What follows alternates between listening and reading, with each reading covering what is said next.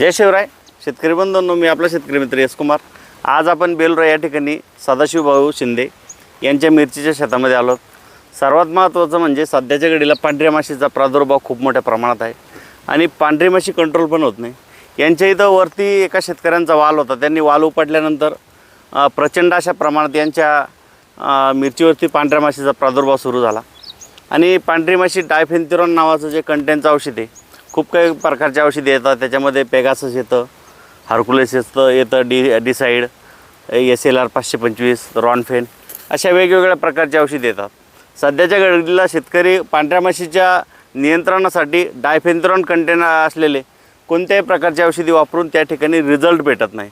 खूप काही शेतकऱ्यांची हीच कंप्लेंट आहे। त्याचं कारणच हे काय आहे की इन्सेक्टिसाईड रेजिस्टन्स ॲक्शन कमिटी ही संस्था जे सांगते की एकच औषध जर तुम्ही वारंवार जर यूज करत असाल तर कालांतराने किडीमध्ये तिची रेजिस्टन्स ताकद तयार होते, म्हणजे पचनशक्ती वाढते आणि त्या ठिकाणी आपल्याला रिझल्ट भेटत नाही। त्यासाठी शेतकरी बंधूंना आपण यांना त्यानंतर सेफिना नावाच्या औषधीची फवारणी दिली होती।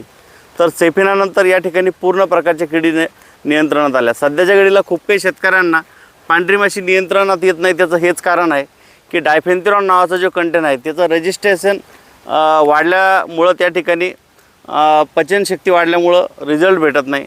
तर शेतकरी बंधूंनो, त्यासाठी आपल्याला मार्केटमध्ये वेगवेगळ्या प्रकारची औषधे, उलाला असेल, रॉनफेन असेल, इफिकॉन असेल, ह्या प्रकारच्या नवीन औषधी वापरा, जेणेकरून आपल्याला त्या ठिकाणी पांढऱ्या माशीच्या पूर्ण प्रकारच्या अवस्थाही कवर होईल आणि आपल्याला रिझल्ट भेटेल।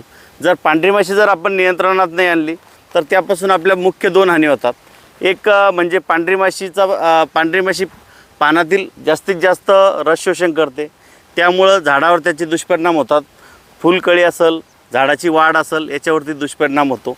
सोबतच शेतकरी बंधूंनो, पांढरी माशी रस शोषण केल्यामुळं तिच्या शरीरातून जे काय मधरस बाहेर पडतो त्यामुळं आपल्याला पानावरती चिकटा आलेला दिसतो।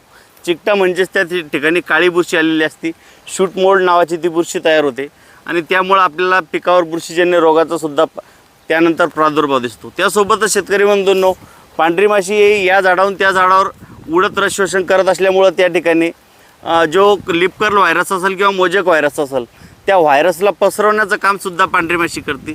जर तुम्ही पांढरी माशी नियंत्रणात नाही आणली तर तुम्हाला ह्या दोन गोष्टीला सामोरं जावं लागेल। एक काळ्या बुरशीचा बुरशीजन्य रोग आणि दुसरा की लीफ कर्ल व्हायरस असेल किंवा मोजेक व्हायरस असेल, हा व्हायरसजन्य रोग आपल्या शेतामध्ये पसरेल। तर त्यासाठी शेतकरी बंधूंनो, नवीन ग्रुपचे आणि वेगवेगळे कंटेन असलेले औषधी वापरा। एकाच ग्रुपचं औषध जर आपण परत वापरलं तर आपल्याला रिझल्ट भेटणार नाही, किडीची पचनशक्ती वाढेल। सध्याच्या घडीला मार्केटमध्ये डायफेन्थिरॉन नावाचा कंटेन अतिरेक त्याचा मोठ्या प्रमाणात होत आहे आणि त्यामुळं पांढरी माशी कंट्रोल होत नाही। तर त्यासाठी मी अगोदरच सांगितलं, इफिकॉन, सेफिना, उलाला या टाईपची औषधी तुम्ही त्या ठिकाणी यूज करू शकता। तुम्हाला पांढऱ्या माशीला चांगल्या प्रकारे नियंत्रण भेटेल। थँक्यू। जय शिवराय।